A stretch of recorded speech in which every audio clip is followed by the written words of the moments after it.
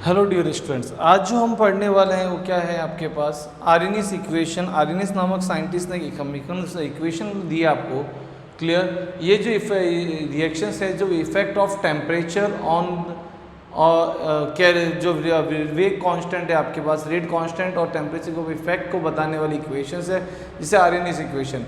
इससे previous lectures के अंदर अपन ने पढ़ा था फर्स्ट ऑर्डर रिएक्शंस की हाफ लाइफ और उसके कुछ ग्राफ पढ़े थे। और आपकी 12th तक के लेवल के अंदर zero order reaction, first order reaction क्या आता है, इंपॉर्टेंट होता है, उसके अपन न्यूमेरिकल क्वेश्चन डिस्कशन करने लिए। क्लियर। तो अब आपके माइंड में था सर आर्यनियस समीकरण जो है वो किसको आइडेंटिफाई करता है, सिंपल सा आइडेंटिफिकेशन किसके लिए है। ये आर्यनियस इक्वेशन जो दी वो अभिक्रिया के वेग पर जो रेट ऑफ रिएक्शन है आपके पास, उसका टेम्परेचर का क्या इफेक्ट है, उस इफेक्ट को समझाने के लिए, उसके इफेक्ट को एक्सप्लेन करने के लिए क्या हुआ, आर्यनियस नामक साइंटिस्ट ने एक इक्वेशन प्रस्तुत की, जिससे अपन कहते हैं क्या, आर्यनियस इक्वेशंस कहते हैं। क्लियर। आर्यनियस समीकरण कहा उसने। क्लियर। ये जो आर्यनियस इक्वेशन है आपकी किसको क्या है, आर्यनियस इक्वेशन के आपका क्या है, रेट कांस्टेंट है आपका, के इज इक्वल्स टू ए ई की पावर माइनस ए अपॉन आर टी की फॉर्म में। क्लियर। ये जो आपके पास इक्वेशन राइट डाउन की हुई, ये इक्वेशन कहलाती है क्या, आर्यनियस इक्वेशन फॉर द गिव जो भी टेम्परेचर एंड के आपके पास क्या है, सिंपल सा वेग स्थिरांक, रेट कांस्टेंट आपके पास है, ए आपके पास क्या है, आवृत्ति कारक कह सकते हैं या आर्यनियस कारक भी अपन कह सकते हैं, या तो इसको आवृत्ति कारक कह दो या अपन इसको कह सकते हैं अपन क्या, आर्यनियस कारक। क्लियर। कई बुक के अंदर वेग ये आपका आवृत्ति कारक फ्रीक्वेंसी कांस्टेंट भी बोला हुआ है, और कई बुक के अंदर आपके पास आर्यनियस कारक भी बोला, तो अपने को टेंशन नहीं करना है, तो अपन आर्यनियस कारक ले सकते हैं। यहाँ ये आपके पास क्या, एक्टिवेशन एनर्जी सक्रिय ऊर्जा है आपके पास, आर आपके पास क्या, गैस कांस्टेंट, और गैस कांस्टेंट की वैल्यू आपको पता है 8.314 joule kelvin and joule kelvin inverse and mole inverse की फॉर्म में आपके पास, और टी आपके पास क्या है, टेम्परेचर, जो किसकी फॉर्म में है, केल्विन की फॉर्म में आपके पास टेम्परेचर अपन ने यूज किया है। क्लियर। अब इस आर्यनियस समीकरण को इसको फर्दर किसी अनदर फॉर्म में अपन रिप्रेजेंट कर सकते हैं। किसकी फॉर्म में रिप्रेजेंट कर सकते हैं, देखें इसको। अगर फर्दर मैं वापस इसी इक्वेशन को कंसीडर करूं, सपोज क्या गिवन आपके पास के इज इक्वल्स टू ए ई की power minus E A upon R T, इसको दो equation number 1। Taking both side log, यानी क्या करा, दोनों तरफ नेचुरल लॉग ln लेने पर, जैसे आप बोथ साइड लॉग लोगे तो क्या होगा आपके पास, सिंपल सा ln के इक्वल्स टू ln ए ई की power minus E A upon R T. यहाँ ये ln a, ये दोनों क्या है, मल्टीप्लीकेशन, और आपको पता है log m इंटू एन क्या होता है, log m प्लस n होता है। तो सिंपल सा आपके पास फॉर्मूला बनेगा ln k is equals to ln a plus ln e की power minus E A upon R T. Clear. आपको पता है e के अंदर जब लॉग के अंदर जब भी पावर में कोई टर्म होता है वो क्या आगे मल्टीप्लीकेशन में आता है आपके पास। तो सिंपल सा आपके पास फॉर्मूला क्या बनेगा, ln k is equals to ln a plus minus क्या हो गया, minus E A upon R T log of ln e। और हमेशा ध्यान रखना ln e की वैल्यू क्या होती है, 1। ये वैल्यू 1 में चला गया, तो आपके पास फॉर्मूला बना ln k is equals to ln a minus E A upon R T. Clear. ये आपके पास ln नेचुरल लॉग की फॉर्म में आपके पास किसका इक्वेशन आ गया, आर्यनियस इक्वेशन। ये फर्स्ट इक्वेशन है आर्यनियस का। इसी को फर्दर मॉडिफाइड फॉर्म में, लॉग की फॉर्म में अपन ने लिखा, तो क्या है आपके पास ln k is equals to ln a minus E upon R T. अगर यहाँ नेचुरल लॉग को लॉग बेस 10 में आपको कन्वर्ट करना है, तो आप क्या करते हो, 2.303 से मल्टीप्लाई करते हैं। तो फर्दर इसको 2.303 से मल्टीप्लाई करो, 2.303 लॉग बेस 10 के बराबर 2.303 log base 10 a minus E A upon R T, और इसकी वैल्यू क्या हो गई, 1 हो रखी है आपके पास। क्लियर। अब आप क्या करो, होल इक्वेशन को 2.303 से डिवाइड कर लो, तो यहाँ पे क्या बचेगा आपके पास, सिंपल सा log बेस 10 के equals to log base 10 a minus E A upon 2.303 R T. आया समझ में? ये आपके पास log बेस 10 की फॉर्म में आपके पास क्या आ गया? आर्हेनियस इक्वेशंस आ गया। आया समझ में आपके पास?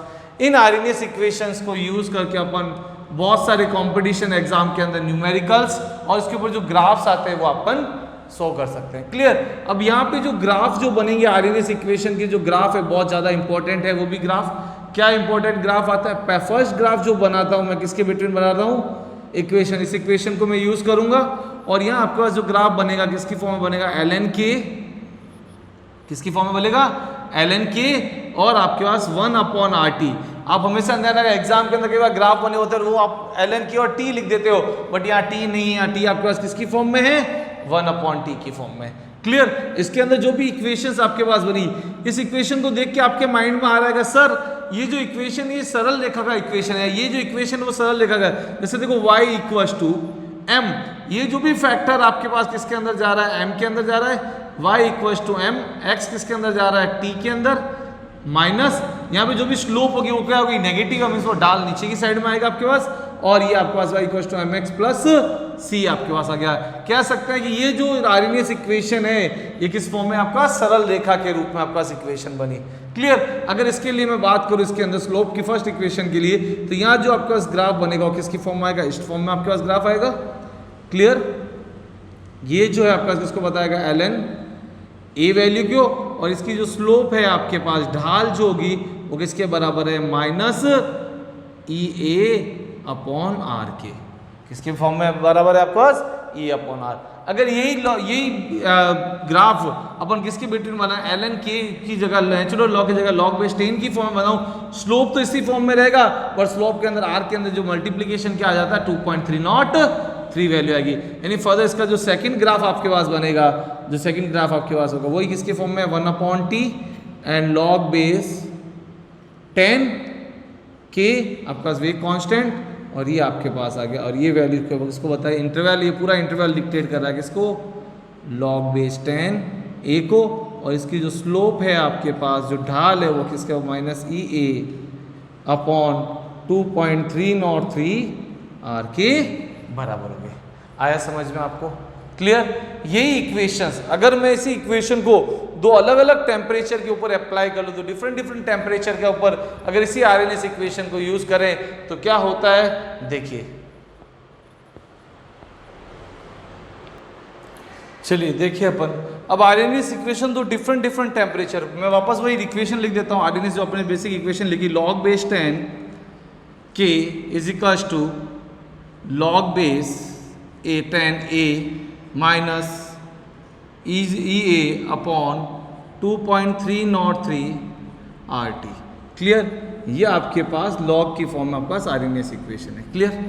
अब मैंने बोला क्या कि टू डिफरेंट टेम्परेचर के ऊपर, अगर तो डिफरेंट टेम्परेचर के ऊपर अगर रेट कांस्टेंट की बात करेंगे तो उसका रेट कांस्टेंट भी क्या होगा? चेंज होगा। सपोज मैंने कंसीडर किया इफ लेट अगर आपका टेम्परेचर T1 है तो रेट कांस्टेंट क्या होगा? K1। रेट कांस्टेंट क्या होगा? K1। और अगर इफ टेम्परेचर आपका T2 है तो उस कंडीशन के अंदर आपके पास रेट कांस्टेंट क्या होगा? K2। तो इन दोनों के ऊपर, दोनों डिफरेंट टेम्परेचर के ऊपर रेट कांस्टेंट की बात करूं तो वैल्यू इसके अंदर सेटिस्फाइड करूं तो क्या आएगा? सिंपल सा log base 10 K1 = log of A, ये आपके पास नो चेंज रहेगा at constant temperature, minus EA/2.303 gas constant R as it, और टेम्परेचर क्या हो गया? T1। जब आपका K1 है तो टेम्परेचर क्या होगा? T1 होगा। इसको दे दो इक्वेशन नंबर 1। सिमिलरली अगर इस K2 के लिए अपन बात करें तो log base 10 K2 = log of 10 A minus EA/2.303 RT2। Clear? ये 2 इक्वेशंस आ गए आपके पास। अब सिंपल सा क्या करो, इक्वेशन 2 में से इक्वेशन 1 को क्या कर लो? सबट्रैक्ट कर लो। तो क्या होगा? सबट्रैक्ट इक्वेशन 1 फ्रॉम 2, समीकरण 2 में से एक को क्या कर लो? घटा दो। तो क्या आएगा? सिंपल सा log base 10 K2 minus log base 10 K1 = K2 की वैल्यू क्या है?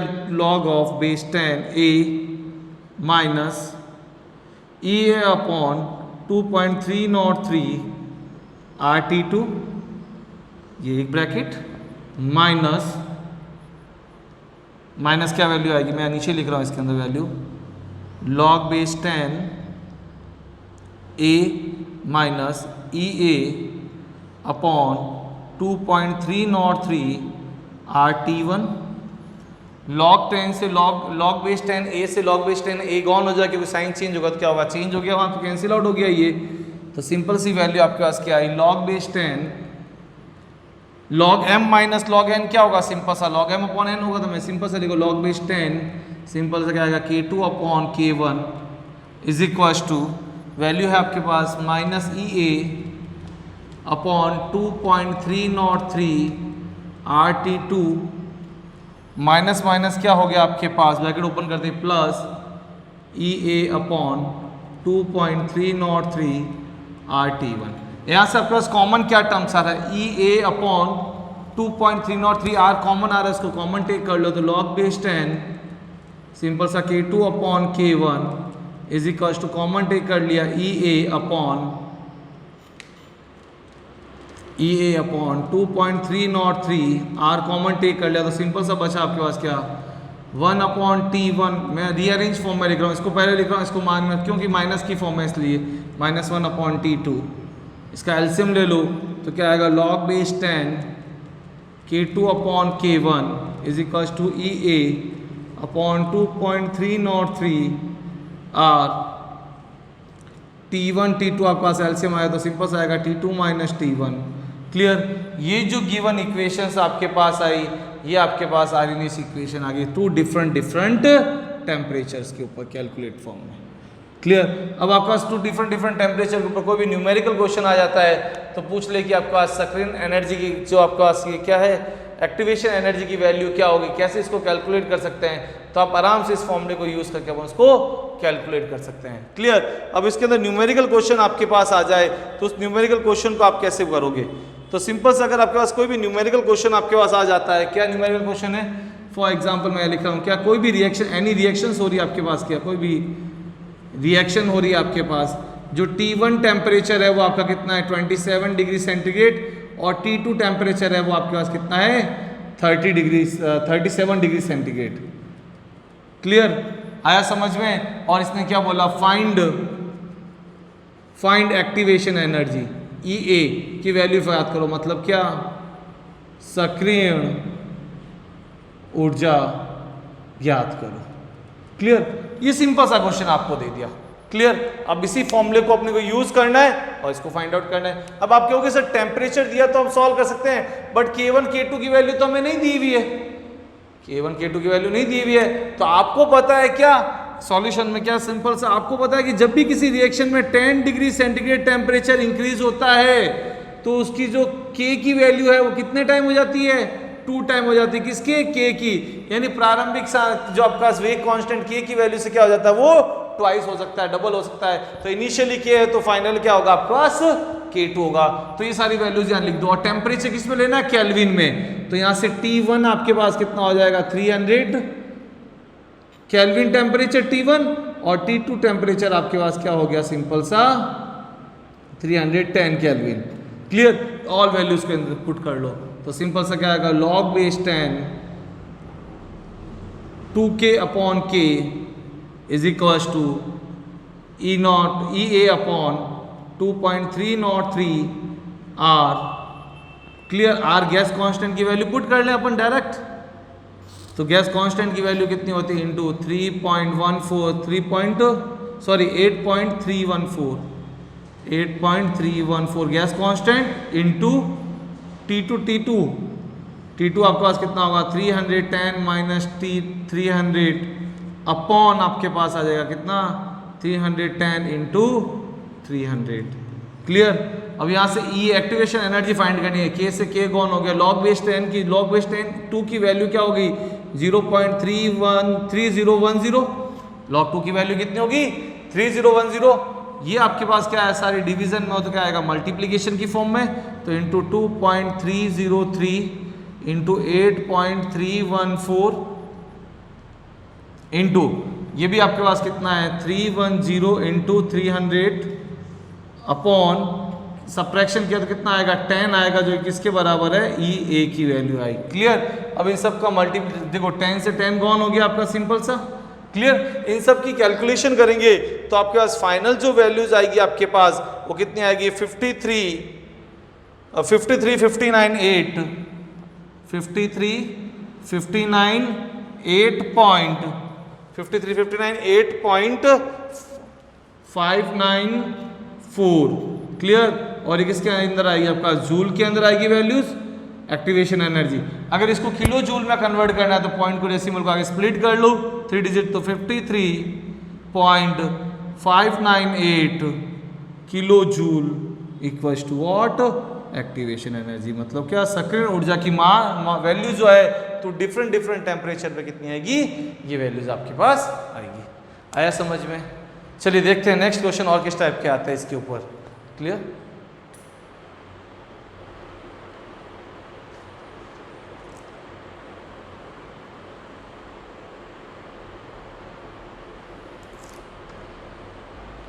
चलिए नेक्स्ट जो अपना क्वेश्चन है क्या है, सेकंड क्वेश्चन आपके पास लिया मैंने। क्या ये कोई भी आरएनएस इक्वेशन दे रखी है, उसके लिए आरएनएस इक्वेशन क्या देखिए के ए लॉग बेस 10 के 3 to the power 3 into 10 power 3 minus 24,000 upon के टी। के टेम्परेचर आपका केल्विन टेम्परेचर में है, टी आपका टेम्परेचर किसकी फॉर्म में, केल्विन फॉर्म में। क्लियर। अब आपको इसके लिए किसकी वैल्यू फाइंड करनी है, एक्टिवेशन एनर्जी, मतलब क्या सक्रिय ऊर्जा आपको ज्ञात करनी है इसी क्वेश्चन के लिए। क्लियर। और सेकंड क्वेश्चन भी इसी टाइप का है, बट दोनों जो क्वेश्चन है आपके पास, क्वेश्चन नंबर सेकंड और क्वेश्चन नंबर थर्ड जो है आपके पास, बट डिफरेंट टाइप से अपने को इसको सॉल्व करने पड़ेंगे। अब यहाँ से आपको एक्टिवेशन एनर्जी फाइंड करनी है, तो आपको सर कैसे एक्टिवेशन एनर्जी फाइंड करेंगे, तो ज़्यादा सोचना नहीं है आपको एक्टिवेशन एनर्जी फाइंड करने के लिए। सिंपल सा स्टैंडर्ड जो इक्वेशन है आपका लॉग बेस 10 है, तो लॉग बेस 10 वाली आप इक्वेशन रख दो यहाँ पे। तो क्या इक्वेशन है आपके पास, लॉग बेस 10 के बराबर log base 10 A minus E A upon 2.303 R T. Clear. ये स्टैंडर्ड इक्वेशन है। और सेकंड जो इक्वेशन दे रखी है आपको, जो गिवन आरएनएस इक्वेशन है, लॉग बेस 10 के equals to 3 into 10 to the power 3 minus 24,000 upon T in kelvin. Clear. अब आपको आरएनएस इक्वेशन फाइंड आउट करनी है, वैल्यूज फाइंड आउट करनी, तो ज्यादा कुछ नहीं सोचना है, सिंपल सा देखो कंपेयर कर लो इक्वेशन। तो के से के कौन हो गया, ये इसकी वैल्यू, आपको एक्टिवेशन एनर्जी ई ए की वैल्यू फाइंड आउट करनी है। तो सिंपल ये जो वैल्यूज है आपका क्या 24,000 जो इक्वल होगा किसके, 24,000 इज इक्वल टू किसके इक्वल होगा, ई ए अपॉन 2.303 आर के बराबर होगा। क्लियर। ये इस वैल्यूज को इधर मल्टीप्लीकेशन में कर लो तो आपके पास क्या आ जाएगी, सिंपल सा एक्टिवेशन एनर्जी।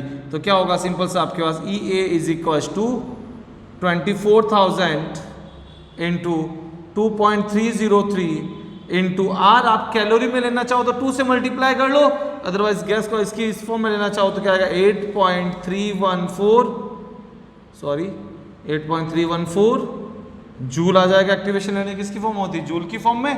क्लियर।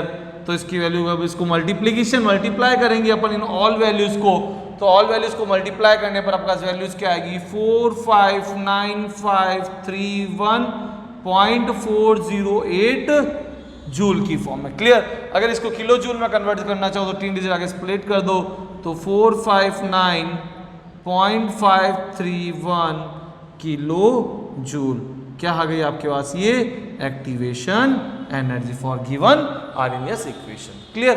अब सेकंड इक्वेशन, थर्ड क्वेश्चन के अंदर आरएनएस इक्वेशन दी हुई है, बट ये किसकी फॉर्म में दी हुई है, के बराबर 3 इंटू 10 पावर 4 ई की पावर माइनस 24,000 अपॉन के टी।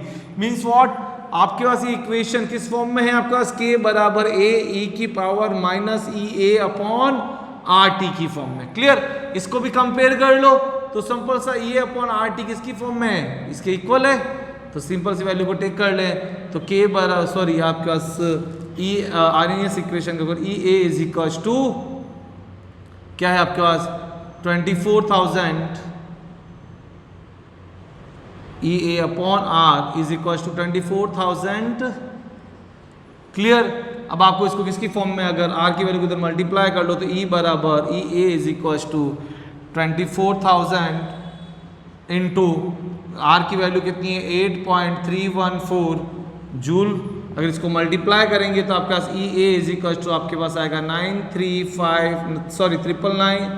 1995.36 जूल की फॉर्म में। अगर आप इसको किलो जूल में कन्वर्ट करना चाहो तो सिंपल सा आगे डिजिट प्लेस्ड हो जाएगी ना वैल्यूज, तो आपके पास क्या आएगा E A is equal to 999.536 kilo joule. Clear? ये आपके पास क्या आ गया आरएनएस इक्वेशंस। और ये जो आरएनएस इक्वेशंस के ऊपर जो भी अपन ने डिस्कस किए न्यूमेरिकल क्वेश्चन, ये बहुत सारे कंपटीशन एग्जाम्स में कई बार इस टाइप के क्वेश्चंस पूछे जाते हैं। Thank you guys.